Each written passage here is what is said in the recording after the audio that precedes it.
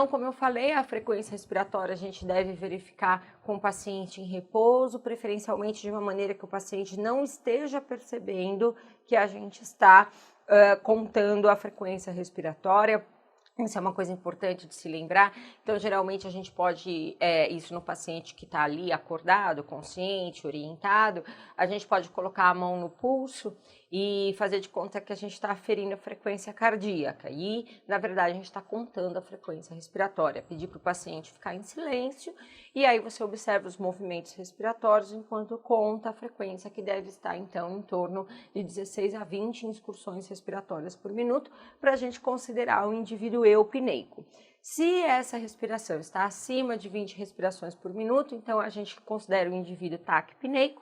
Se ela estiver abaixo de 16, a gente considera uma bradipneia. Uma apneia, quando o paciente não tem movimentos respiratórios, quando ele tem uma pausa respiratória, ele para de respirar. Vale lembrar que a palavra apneia, esse A, ele é um prefixo que significa ausência, né? Quando a gente estuda lá o grafismo das palavras, enfim, e dispneia, então, é a dificuldade respiratória, né? Há algumas pessoas que falam, mas eu aprendi que a frequência respiratória normal é considerada entre 12 e 16 respirações por minuto. Na verdade, isso tem algumas controvérsias mesmo na prática clínica, mas a gente sabe que dificilmente a gente vai encontrar um indivíduo respirando 12 respirações por minuto, exceto que ele esteja assim, num momento muito calmo, né? A gente vive em dias de ansiedade, faz algum monte de coisa ao mesmo tempo, trabalha e se preocupa com a casa e com a família, e aí a gente tende a ter uma respiração um pouquinho mais acelerada. Acho que dificilmente a gente vai encontrar um indivíduo respirando 12 por minuto. Mas, então, considerado normal entre 16 e 20. Vale lembrar também que indivíduos com insuficiência cardíaca ou outras doenças, mas a insuficiência cardíaca é um exemplo disso, eles tendem em repouso a apresentar uma frequência respiratória um pouquinho mais alta, de 22, 23, e não necessariamente a gente considera isso uma taquipneia. Na verdade, isso é o padrão já dele, porque por conta da insuficiência cardíaca, esse indivíduo desenvolve uma fraqueza da musculatura esquelética em geral, mas que também acaba pegando a musculatura respiratória, e para compensar os baixos volumes correntes que ele tende a fazer, ele acaba aumentando aí a frequência respiratória. Por conta da fraqueza da musculatura respiratória, esse indivíduo com insuficiência cardíaca grave, crônica, né, que tem aí uma fração de ejeção de ventrículo esquerdo bem baixa, menor que 40%, às vezes 20%, 10%, são pacientes que têm uma fraqueza da musculatura esquelética e respiratória muito importante, tem uma inversão dos tipos de fibras musculares e isso leva a um padrão respiratório restritivo.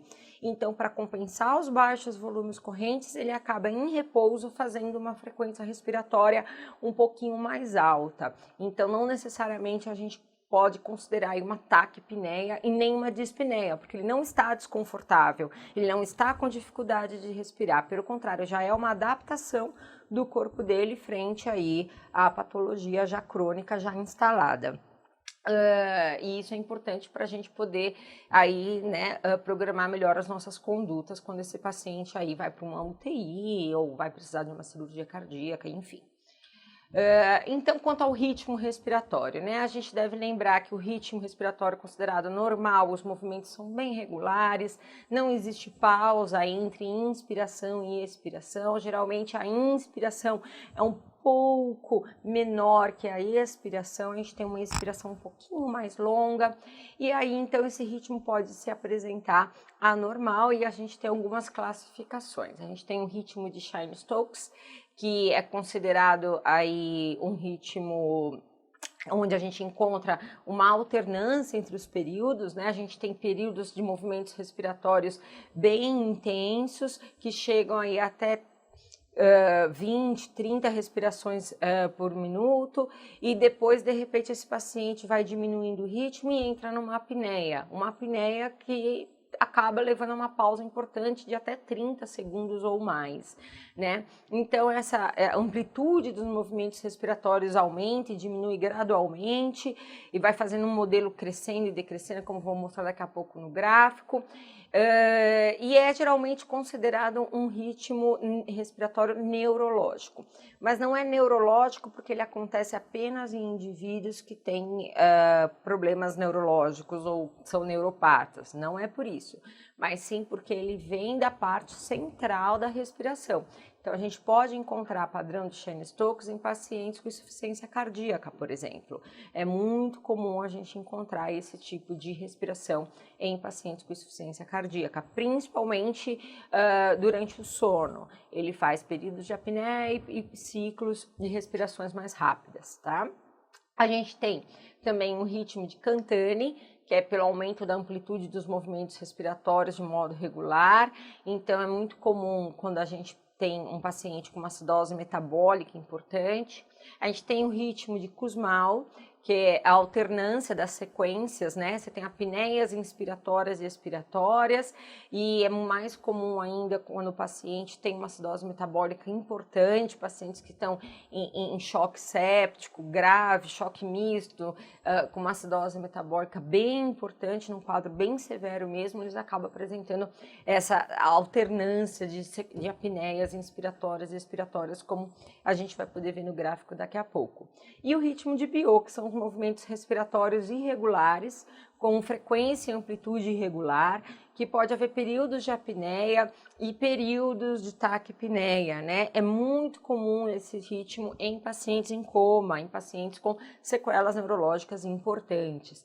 Então, aqui a gente vê, né, começando aqui do canto superior da tela, a taquipneia, depois a dispneia suspirosa, o ritmo de Biot, então você vê um ritmo todo irregular, ora o paciente faz uma inspiração profunda, ora faz uma inspiração mais superficial, períodos de taquipneia importante, o ritmo de Cantane, esse paciente faz picos de inspiração, geralmente é uma respiração mais de taquipneia, o ritmo de Kussmaul, onde o paciente faz uma inspiração, faz uma pausa, faz uma expiração e faz outra pausa.